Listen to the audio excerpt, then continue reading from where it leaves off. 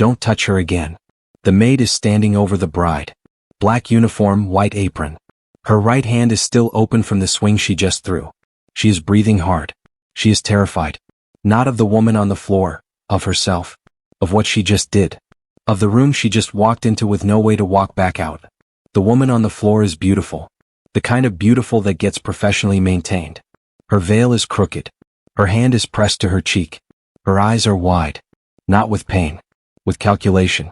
Because the maid, just put a hand on her. In front of 50 witnesses. On the night before her wedding. Behind the maid, against the wall, a wheelchair. In the wheelchair, a 74-year-old woman with gray hair and glasses slightly askew. Her left cheek is red. A handprint. Fresh. Her hands grip the armrest. She is not crying. She is watching Lisa's back like she is watching someone do something she has wanted to do for 2 years. The double doors open. A man walks in. Black suit. Sure. So. He sees his bride on the marble floor. He sees his maid standing over her. He sees his mother in a wheelchair with a handprint on her face. He does not move. The room holds its breath. 50 people are waiting for Michael Velasco to do something. He built the most feared organization in the Midwest by reading rooms in half a second. He has ended careers, partnerships, and worse, with less information than this. He stands in the doorway and does not move toward Elsie. For people. One moment. And the most dangerous man in Chicago standing perfectly still.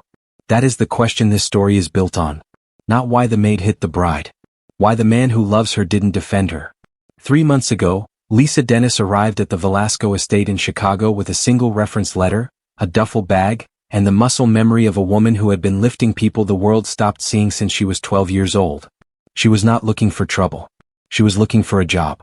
She found Dorothy Velasco on day 3, sitting alone in the East Wing in a wheelchair that nobody had moved to face the window, in a room that smelled like flowers nobody had brought. Lisa moved the chair. And nothing in this house has been the same since. 3 months earlier. Lisa Dennis stands at the service entrance of the Velasco estate on the north side of Chicago. 32 years old, from Baltimore, wearing the blazer she irons in the back of whatever room she's staying in because she does not own a proper ironing board and she does not intend to show up anywhere looking like she doesn't belong. The estate is 4 floors. When the front door opens from the inside, she sees more marble than she has seen outside of a photograph. Cream floors. Cathedral ceilings. A staircase that curves like it knows it's being looked at. The head of household staff, Mr. Graves, 60, efficient, communicates primarily in silence, leads her to the East Wing without making eye contact. Mrs. Velasco. Wheelchair. Stroke 2 years ago. Left side. Speech is slower than it used to be. She is sharp. Do not confuse slower for lesser. Lisa does not confuse slower for lesser. She grew up in a house where the sharpest person in the room moved at half the speed of everyone else because a bus accident took the use of her legs when she was 31.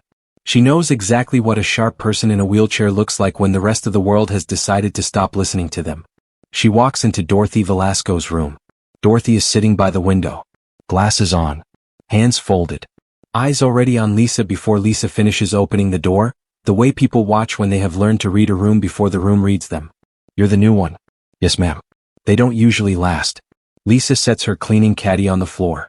Looks at the way the chair is angled, slightly away from the window, turned just enough that the light falls behind Dorothy's left shoulder instead of on the garden view. She moves the chair 3 inches to the right without asking. Dorothy blinks. The garden comes into frame. The morning light falls across her hands. Something shifts in the room. Not a smile. The space where a smile might live if given enough reason. You'll do, Dorothy says. Lisa starts that afternoon. Her aunt had a stroke at 54. Lisa was 22. She knows what it costs a woman to relearn every word she wants to say, to feel them pile up behind a mouth that moves slower than her mind. She knows what it does to a person when the people around them stop waiting for the sentence to finish. She waited. Every time. For 6 years. Until her aunt didn't need her to anymore. That is why she took this job. Not for the salary. Because she recognized something in the photograph the agency showed her. An old woman in a wheelchair in a room full of expensive furniture, and an expression on her face that Lisa has seen before. The specific loneliness of a person who has been made to feel like an inconvenience in their own home. She was not wrong. And within 1 week of walking into the East Wing, she understood something else. Something that would cost her everything to say out loud. Dorothy Velasco was not just lonely. Dorothy Velasco was in danger. That is where this story begins. Lisa Dennis learned to look directly at people when everyone else had stopped. She was 12 the first time she understood what that meant. Her Aunt Renee had been in a wheelchair for 8 months. A city bus, a wet intersection, a driver who walked away with a bruised shoulder, and the family had developed a habit Lisa could not name until she was older.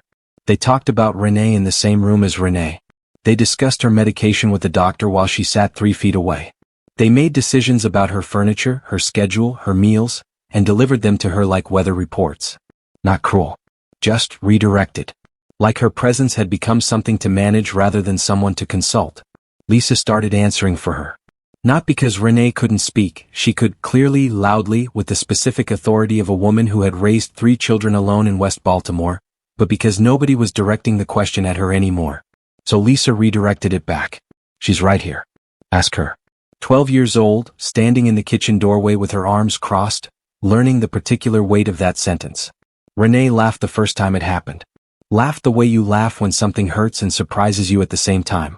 Then she reached out and put her hand on the back of Lisa's neck and held it there for a moment without saying anything. Lisa carried that hand on her neck for the next 20 years. She was not supposed to end up in domestic work. She had plans, 2 years of community college, a transfer, something with administration or healthcare or anything that got her out of the city and into a different version of herself.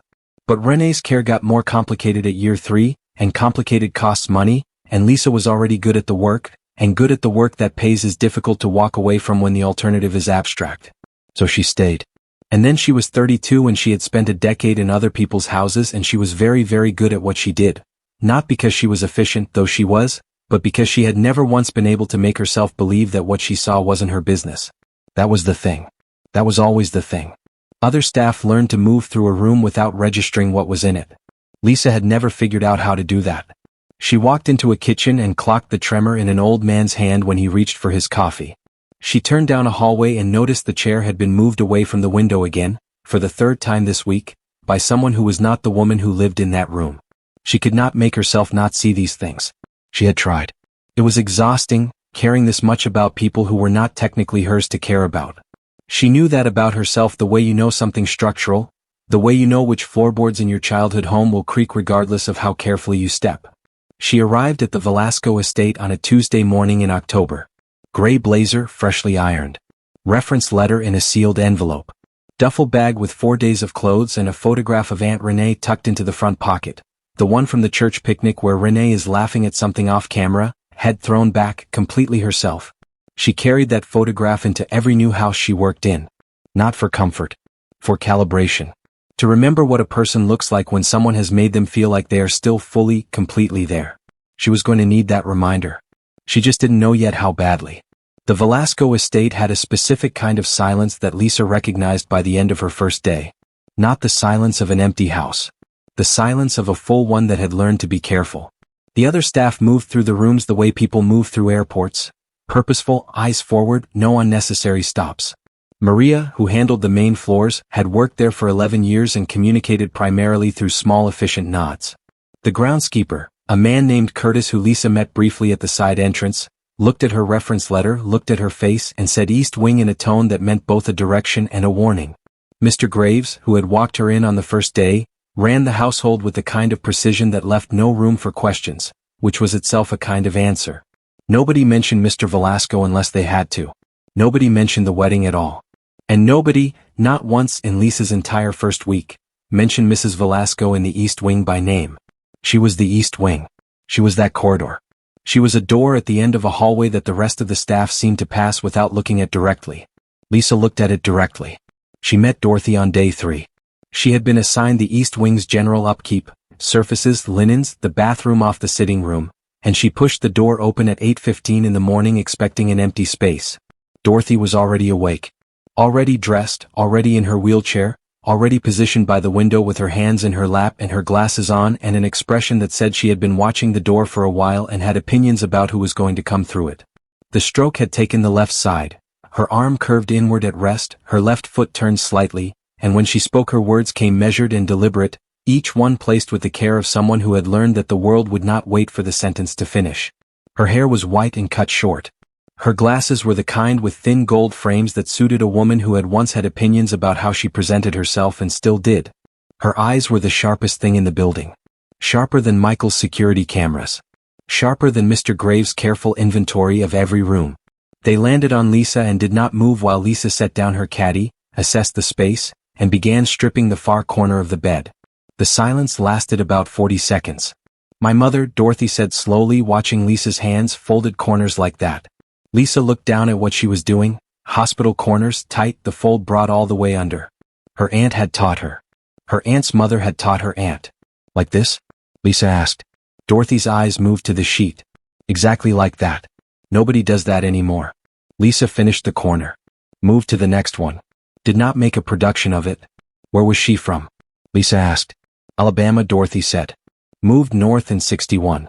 Never stopped folding sheets like she was still in her mother's house. My aunt was the same way, Lisa said. Some things people just carry.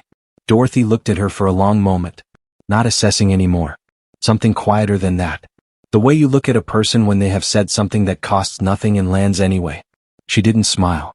But her hands, which had been very still in her lap, relaxed, slightly, measurably, and she turned her chair a fraction toward the window. Lisa kept folding. Something had opened. Small, cautious, the way doors open in houses where everyone has learned to be careful. But open. It started with the breakfast tray. The protocol was straightforward. Kitchen prepared it, staff left it outside the east wing door, Dorothy collected it when she was ready. Clean, efficient, no interruption required. Lisa followed the protocol for exactly 4 days before she noticed that the tray was sometimes still sitting outside the door at 10:30 in the morning. Not because Dorothy wasn't hungry. Because the door was heavy, and pulling it open from a wheelchair while holding a tray required a second pair of hands that the protocol had not accounted for. On day 5, Lisa brought the tray in herself. She set it on the small table by the window, moved the table 3 inches closer to the wheelchair without being asked, and poured the coffee without making it a moment. Dorothy watched her do all of this and said nothing. Then she picked up the coffee with her right hand and drank it while the morning light came through the garden window, and for a little while neither of them spoke, and it was not uncomfortable. That became the arrangement. Unannounced, unscheduled, just the way things were now. By the second week, Dorothy was humming when Lisa came in. Low, almost involuntary, the kind of humming that happens before a person remembers other people can hear them. Lisa recognized the melody before she placed it. An old quartet arrangement of How Great Thou Art, the version with the low harmony her aunt's church used every third Sunday. She picked up the second verse without thinking about it. Dorothy stopped humming and looked at her. Lisa kept going, quietly finishing the phrase. Dorothy was still for a moment. Then she came in on the chorus, her voice slower than it used to be, the words deliberate, but the pitch exact. They finished together and the room held it for a second afterward, the way rooms hold music. Baptist? Dorothy asked. Me, Lisa said. But my aunt's church sang everything. Mine too, Dorothy said. And something in her face settled. Not relaxed exactly, more like something that had been braced quietly for a long time found it didn't need to be. The recipes came after that. Dorothy had cooked from memory for 50 years. Alabama food, her mother's food, the kind of cooking that doesn't come from a cookbook because it was never written down. The stroke had taken the standing, the stirring, the precise work of hands that knew every step without being told. She still had all of it in her head. Every measurement, every timing, every particular instruction delivered in the specific language of women who cooked by feel. Lisa became her hands. Dorothy directed from the wheelchair and Lisa followed exactly, and when something was wrong Dorothy said so plainly and Lisa adjusted and tried again. They went through her mother's cornbread twice before Lisa got the heat right. The third time Dorothy took a bite and was quiet for a moment in a way that meant something. That's it, she said. They argued about Aretha Franklin on a Wednesday morning over grits and did not resolve it, and both came back to it 2 days later to continue, which meant Dorothy had been thinking about it in between, which meant she had something to think about again. Dorothy laughed for the first time in months on a Thursday. Really laughed, sudden, full, surprised by itself. Lisa had said something ordinary. It didn't matter what. What mattered was the sound of it, loose and unguarded in a room that had been very quiet for a very long time. Lisa was still smiling about it 20 minutes later when she heard the heels. Precise. Measured. Coming down the east hallway at a pace that was not hurrying and was not casual. The pace of someone who had decided exactly how they wanted to sound arriving. She turned before Elsie reached the door. And she watched Dorothy's face. The laugh was gone. Every trace of it, tucked away, compressed, replaced with the careful neutral expression of a woman who had learned to show very little to a very particular person. Hands folded. Eyes steady. Back straight. The transformation took less than 4 seconds. Lisa filed that away without letting it show on her face. And she started paying a different kind of attention. Lisa had spent enough time in other people's houses to know the difference between a person who was kind and a person who performed kindness. The difference was usually small and usually consistent. Performed kindness landed perfectly. Every gesture arrived exactly where it was supposed to. The volume was always right, the timing was always right, the expression was calibrated to the audience in the room. Real warmth was messier than that. It overshot sometimes. It came in at the wrong moment and said the wrong thing and didn't notice until afterward. Elsie Harmon never overshot. Not once. Lisa had been watching for 3 weeks before the morning she came down the east corridor with a stack of fresh towels and heard the voice through the door. Not raised. The opposite of raised. The particular low register of a person who has learned that a whisper carries more weight than a shout because a shout can be argued with and a whisper gets inside. She stopped outside the door without deciding to. He doesn't like to say it directly. Elsie's voice, smooth, almost gentle. But I've heard him. When you try to speak in front of people and it takes a while, it's hard for him, Dorothy. He loves you but it's hard for him to watch. You understand that? Lisa stood very still. The towels were in her hands. She did not move. A silence. Dorothy's silence. The kind that was not agreement but had learned not to be argument either. After the wedding things will settle. The voice again, quieter now, closer to the chair, the way you move closer when you want the words to feel like care. Asterisk, everything will be calmer. Michael will be focused on us, on building something stable. And there's a beautiful facility upstate. I've looked at it myself. Private rooms, gardens, staff who are trained specifically for, asterisk. I'm not going to a facility. Dorothy's voice. Slow, deliberate, each word placed with effort and absolute precision. Pause. Then the smile. Lisa couldn't see it but she could hear the shape of it in what followed. Of course not. I'm only saying it's good to have options. To know that there are places where you'd be properly looked after. Where you wouldn't be where things would be easier for everyone. A soft sound, fabric moving, a hand perhaps placed on an arm. I just want what's best for you. We both do. Lisa looked down at her hands. The towels. White, folded, perfectly rectangular. She was holding them tightly enough that her knuckles had changed color. She did not go in. She had learned, in 12 years of working in houses like this, that walking through a door at the wrong moment did not help the person inside. It helped the person outside feel like they had done something. It gave Elsie a witness to perform for, a scene to reframe, a moment to control. Dorothy would be looking at Lisa while Elsie was looking at Dorothy, and nothing would be said that was true, and afterward Dorothy would be more alone than before. So Lisa stood in the hallway and breathed and did not move until she heard the heels again, leaving this time, unhurried, satisfied, and then she waited another 30 seconds and pushed the door open and came in with the towels like she had just arrived. Dorothy was by the window. Hands in her lap. Glasses on. Facing the garden but not seeing it. Lisa put the towels on the shelf. Straightened the items on the dresser. Moved the small lamp 1 inch closer to Dorothy's reading chair because she had noticed last week that the light fell short of the page. She did not ask what had just happened. Dorothy did not explain. But when Lisa left the room, she took the long way back to the utility corridor, past the bookshelf, past the small decorative clock, past the narrow shelf beside the door, and she looked at that shelf for a long moment with the specific attention of a woman who was no longer just cleaning her room. She was starting to build a record. She started with a notebook. Small, spiral-bound, the kind she bought from a drugstore 2 blocks from the estate on her day off. She did not write opinions in it. She wrote times, dates, and what she observed. The language of someone who understood that feelings would not be enough. October 14th. Medication scheduled for 8 a.m. Administered at 11:20 a.m. No explanation given to Dorothy or recorded in the household log. October 17th. Dorothy's reading glasses not in their place on the nightstand. Dorothy unable to locate them. Spent the morning without them. Glasses found by Lisa in the drawer of the hallway console outside the east wing. A drawer Dorothy cannot reach from her wheelchair. That entry she read back 3 times before she wrote the next one. October 21st. Returned to East Wing at 2 p.m. Dorothy's chair positioned facing the interior wall, away from the window, away from the door. Dorothy told Lisa that Elsie had said the afternoon light was aggravating her eyes and that she needed to rest facing away from the window.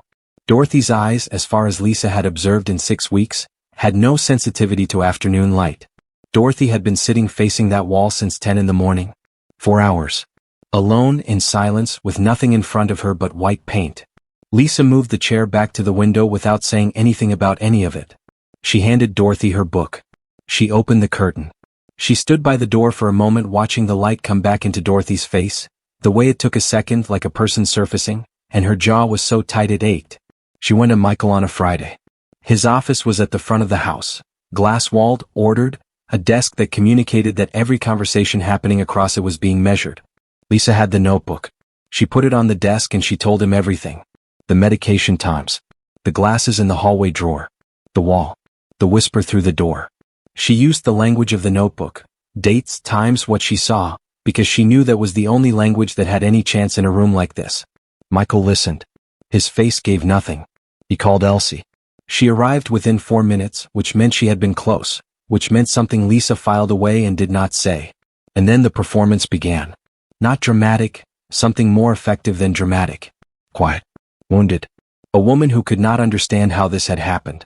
The glasses had been misplaced. She was so sorry. She had been trying to help. The medication timing she had discussed with the doctor. She pulled up the message on her phone, showed it without being asked. The afternoon rest was something Dorothy herself had mentioned. She had only been trying to honor that. Her voice stayed soft the entire time, full of a concern so precisely textured that it would have been convincing to anyone who had not spent 6 weeks watching what it covered. She had photographs. Of course she had photographs. Her and Dorothy in the garden. Her and Dorothy at the window. Her hand on Dorothy's shoulder, Dorothy's expression carefully neutral in every single one. Michael looked at the photos. Then he looked at Lisa. His warning was 4 sentences. Quiet, final, the tone of a man who did not need volume to be clear. She was staff. She was valued staff. But what she was suggesting had no foundation. And he expected her to remember her position going forward. Lisa walked back to the east wing. Dorothy was by the window. She heard Lisa's footsteps and did not turn the chair, just tilted her head slightly, the way she did when she was waiting to understand what kind of news was coming through the door. Lisa sat down in the chair beside her. Not standing. Sitting. At the same level in the same light. "You didn't believe me," she said. Dorothy's hands tightened in her lap. She looked at the garden. "I know," she said. Lisa looked at her. Then she said the only thing she had that was true and certain and completely within her power to give. "I'm not going anywhere." Dorothy did not respond. But her hands loosened. Slowly, like something that had been held too long, remembering how to rest. That evening, after Dorothy was settled, Lisa went back into the east wing alone. She stood in front of the bookshelf beside the door, the narrow one, eye level, holding a small framed photograph and a ceramic pot and 2 inches of empty space. She placed the camera in the empty space. Small, barely visible, angled toward the room. She told herself it was just in case. She told herself she hoped she would never need it.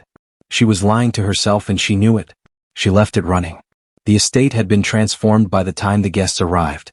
Candles in every corridor, white flowers on every surface. The kind of arrangements that cost more than Lisa made in a month and were designed to make the house feel like a dream version of itself. Staff had been brought in from outside. 6 additional servers, a bartender, a coordinator with a clipboard who moved through the rooms like she was conducting something. The main hall held 50 people by 8 o'clock, the low sound of formal conversation filling spaces that were usually quiet. Lisa worked the room with a serving tray. Champagne, then canapes, then champagne again. She kept her eyes moving the way she always did in a crowded space, not at faces, at the edges. Doorways. Corridors. The places people moved toward when they wanted to be slightly less visible. She had checked on Dorothy at 6. Dorothy had been dressed and ready, dark blue, her good glasses, her hair pinned the way she liked it. She looked composed in the way she had learned to look composed, which was not the same as being all right. Lisa had adjusted her collar, handed her the small evening bag and held her gaze for a moment. "I'll be close," Lisa had said. Dorothy had nodded once. Like a woman who had learned not to ask for more than that. The evening moved. Lisa moved with it. Tray out, tray back, a refill, a cleared glass, the particular invisibility of someone working a room that is not paying attention to them. She was good at it. She had always been good at it. She saw Elsie at 8:40. She was guiding Dorothy's wheelchair toward the alcove near the east corridor, the narrow space between the main hall and the hallway that led back toward the east wing. Away from the guests. Not dramatically, not in a way that drew attention. The natural motion of a devoted future daughter-in-law steering an elderly woman away from the noise for a moment. Just to fix her hair, perhaps. Just for a breath of quiet. Lisa tracked it without moving. She watched them reach the alcove. She watched the other guests not watch. She gave it 10 seconds. Then she heard it. Not a slap exactly, more solid than that, more deliberate. The sound of an open hand applied with intention to the face of a 74-year-old woman in a room where nobody was supposed to be watching. Lisa set the tray on the side table to her left. She did not put it down carelessly. She placed it with a precision that surprised her, level, stable, not a glass shifted. The way the body sometimes performs small tasks perfectly in the seconds before it does something it cannot take back. She walked across the marble. She did not run. She did not calculate. There was nothing in her by the time she reached the alcove that resembled a decision. It had moved past decision, past thought, into the place where 12 years of watching and 6 weeks of documenting and 1 afternoon of a woman sitting alone facing a wall all arrived at the same point simultaneously. Elsie was still standing over the wheelchair when Lisa came around the corner. The open palm. Cling. Final. Elsie went sideways, caught the wall, went down. Her dress crumpled. Her hand went to her face. Her eyes went wide with the specific outrage of a person who has never once been on this end of anything. Lisa stepped in front of the wheelchair and did not move. Don't touch her again. Her voice came out level. Not loud. The same quiet register Elsie had used in this corridor for weeks. The tone that carried further than shouting because it had no performance in it. Just the plain fact of the words and the person behind them who meant every syllable without reservation. Behind her, Dorothy's hand was pressed to her own cheek. The mark already rising. She was not crying. She was looking at Lisa's back with an expression that had no clean name. Something between recognition and grief and a specific fierce gratitude that had nowhere to go yet. The expression of a woman watching someone do the thing she had needed done for 2 years and had stopped believing anyone would do. The alcove was silent. From the main hall 20 feet away, the sound of 50 people who did not yet know what had just happened. She heard him before she saw him. Not footsteps, the room. The way a crowded room changes when a particular person enters it. The conversation in the main hall didn't stop exactly, but it thinned, redistributed, the way sound moves when something pulls the attention in a single direction. Lisa had been in the Velasco estate long enough to recognize that specific shift. It meant Michael was in the building and moving. He appeared at the entrance to the alcove 30 seconds later. He took in the room the way he took in everything, completely, immediately, without his face changing. Elsie on the floor, dress crumpled, hand to her cheek.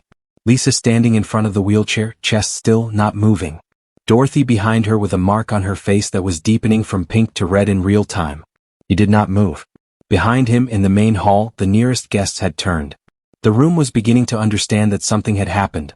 The ripple of it moving outward through the crowd, heads turning, voices dropping, the slow collective reorientation of 50 people toward a scene they had not been invited to witness. Elsie looked up at Michael from the floor. The tears came on time. They always came on time, welling in a way that caught the light, her expression shifting into something soft and shattered and carefully constructed to make the next sentence feel inevitable. Michael. His name in her mouth like a question, like a wound, like the first word of a story she had already written. She extended one hand toward him slightly. Not reaching. Offering. The gesture of a woman who expected to be crossed to, lifted, protected. He did not cross to her. He stood in the entrance of the alcove and he looked at Lisa. Not with anger. With something more unsettling than anger, the focused stillness of a man running a calculation that he already suspected he was not going to like the result of. Then he looked at his mother. He looked at the mark on Dorothy's face for a long time. Longer than the moment required. Something moved behind his eyes, not readable exactly, more like the surface of something deep registering a disturbance. Elsie's hand was still extended. He did not look at it. When he spoke, his voice was quiet enough that the guests nearest the alcove entrance would not have caught the words. It was not directed at Lisa and it was not directed at Elsie and it was not quite directed at Dorothy. It landed in the center of the room like something set down carefully on an unstable surface. How long? Not a question with a rising inflection.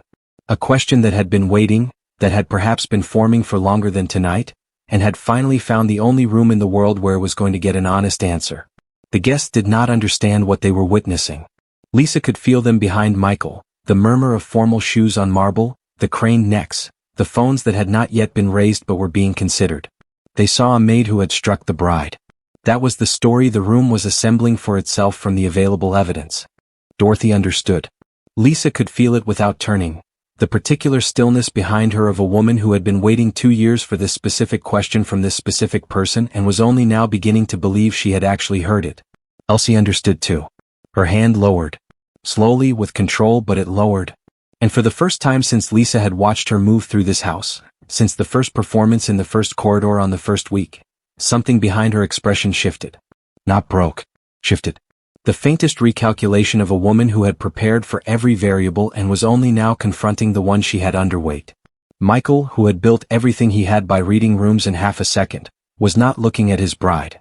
He was still looking at his mother's face. He watched it alone. Lisa had given him the camera without explanation, taken it from the shelf in the east wing, placed it on his desk and left the room. No argument. No demand. Just the small device and the implicit weight of 6 weeks sitting inside it. He started at the beginning. The footage was continuous, time-stamped, the angle taking in most of the east wing, the wheelchair, the window, the door, the shelf. He sat in his office with the door closed and the lights low, and he did not move for a long time. The first whisper came on day 11. Elsie arriving mid-morning, the door barely open, her voice dropped to the register Lisa had described. The register Michael had not believed was real because he had never heard Elsie use it. He heard it now. He's embarrassed when you try to speak. I've heard him say it. He watched his mother's face absorb the words. Watched the specific way Dorothy went still, not the stillness of disbelief but of a woman hearing confirmed what she had been afraid to believe. The stillness of someone who had been hoping to be wrong. He watched it happen 7 times over 6 weeks. 7 separate occasions. 7 variations of the same architecture. The soft voice, the careful cruelty dressed as concern, the nursing home threaded through every visit like a running stitch. A beautiful facility. Properly looked after. Easier for everyone. Each time Dorothy's face did the same thing. Each time Elsie's expression, when she turned away from the wheelchair and moved back toward the door, held the same faint satisfaction of a task being completed on schedule. He watched the medication entries. Watched the morning Elsie lifted Dorothy's glasses from the nightstand with the casual motion of someone picking up an object that belonged to them, slipped them into her pocket and walked out. Watched Dorothy spend the next 2 days in a blur. Unable to read, unable to see the garden clearly, unable to be the person she was when the world was in focus. Watched Lisa find them in the hallway console, clean each lens with the hem of her apron, and place them back on Dorothy's face with both hands in a gentleness that had no audience and required none. He watched the afternoon of October 21st. Watched Elsie turn the wheelchair to face the wall, say something brief and pleasant, and leave. Watched his mother sit in front of white paint for 4 hours. Watched her try, twice, to turn the chair herself, both hands working against the weight of it, her left side failing her, the chair not moving. Watched her stop trying and sit with her hands in her lap and wait, with the patience of a woman who had learned that this was what waiting looked like now. He could not watch that portion without stopping. He stopped twice. He finished it both times. Then he watched himself. Day 25. Lisa in his office. The notebook on the desk. Her voice even, her evidence clear, her eyes asking him to see something he had the information to see. And himself, leaning back, calling Elsie, watching the performance, looking at the photographs, and then turning back to Lisa with the quiet final voice he used when a conversation was over and she was not going to change his mind. He did not finish that clip. He sat in the dark office for a long moment with his hands flat on the desk. His head of security called at midnight. The Harmon family attorney had met with federal investigators on 3 documented occasions over the past 8 months. The substance of those meetings was still being confirmed. But the pattern was not complicated. A federal investigation into the Velasco organization, running quietly for 2 years, with no leverage strong enough to move it forward, until a marriage created family access, and family access created the kind of proximity that leverage required. The wedding was a mechanism. The marriage was a position. And Dorothy, who had been in a room when a phone call happened that she was never meant to hear, was the single variable that needed to be managed before any of it could hold. Michael closed the laptop.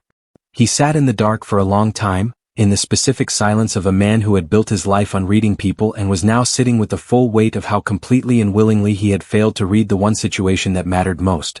Then he stood up, straightened his jacket and went to find his mother. He did not call a meeting. He did not bring lawyers or security or any of the apparatus that usually surrounded a conversation of consequence in this house. He went to the east wing at 1 in the morning, knocked once and opened the door. Dorothy was awake. Lisa was in the chair beside her. She had not left the east wing since the rehearsal dinner, had not been asked to and had not offered to, had simply stayed because staying was the only thing that made sense. They both looked at Michael when he came in. Neither of them spoke. "Come to the study," he said. "Both of you." The study was at the back of the house. Shelved walls, a reading lamp, 2 chairs and a sofa arranged around a low table. No desk between them. Michael had moved the desk chair to the side before they arrived. Lisa noticed. He had thought about what this room needed to feel like before he brought them into it. He sat across from his mother. He leaned forward with his elbows on his knees, not the posture of his office, not the posture of the man who ran things. Something older than that. He said, I want you to tell me everything. Not what you can manage. Everything. Dorothy looked at him for a long moment. Her hands were in her lap. Her glasses were on. The lamp caught the left side of her face and the mark from earlier had darkened to a deep bloom along her cheekbone. She began to speak. It came out slowly at first, the careful placement of someone who had learned to carry each word to the end before releasing it, who had learned that the world did not wait and had stopped waiting for the world. The night she heard the phone call. What was said? The name of the investigator Elsie's father had used. The date, which she had repeated to herself so many times over the past 2 years that it had worn a groove in her memory she could find in the dark. The first time Elsie had mentioned the facility upstate, not the whispers Lisa had heard, the first time for months before Lisa arrived, when it had been framed as a question and Dorothy had understood it was not a question. Then steadier. Then with the full accumulated weight of a woman who had been holding 2 years of truth behind a stroke-softened voice and was now, in a quiet room with her son's eyes on her face and nowhere left to be careful, finally setting it down. Michael did not interrupt. Not once.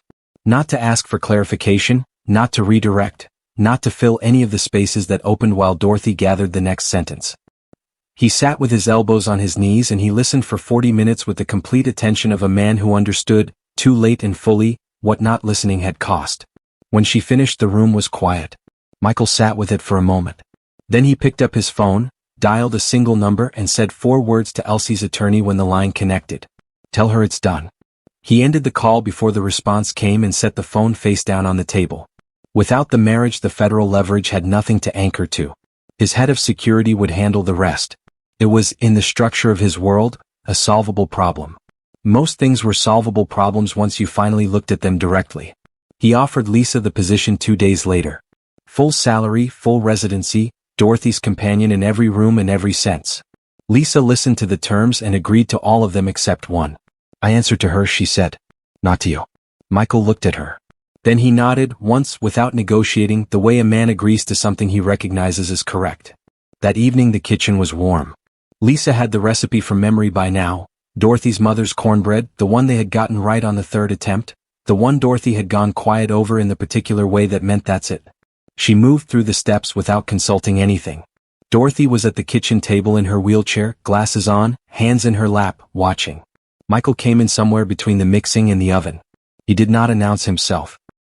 He sat down at the table across from his mother, not visiting, not checking in, just sitting, in the unhurried way of someone who had cleared the evening of everything else and intended to be nowhere but here. The kitchen held the 3 of them and the smell of something real. You're using too much butter, Dorothy said. Lisa did not look up.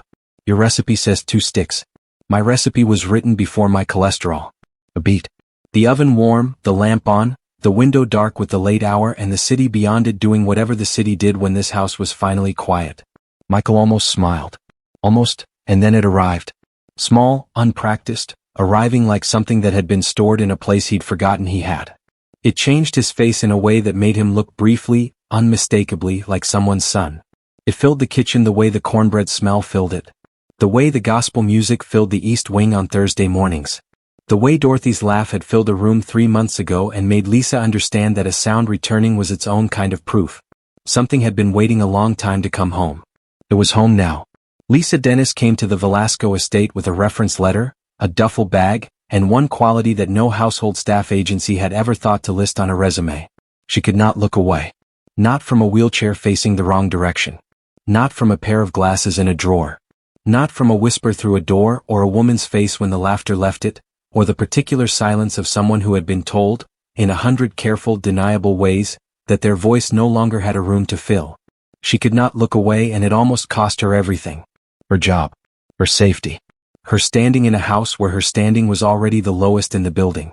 But here is what this story is really about. It is not about a slap. It is not about a mafia boss or a ruined wedding or a woman who believed she had covered every angle. It is about what happens when one person refuses to let another person be erased. Elsie Harmon understood power. She understood money and leverage and the architecture of control. What she did not understand, what people like her never understand, is that the most dangerous thing in any room is not the person with the most authority. It is the person with nothing to gain who stays anyway. Dorothy Velasco got her voice back. Not because the system protected her. Not because the right people were watching. But because a woman from Baltimore who grew up standing between her aunt and the world walked into an East Wing corridor and simply refused to walk back out.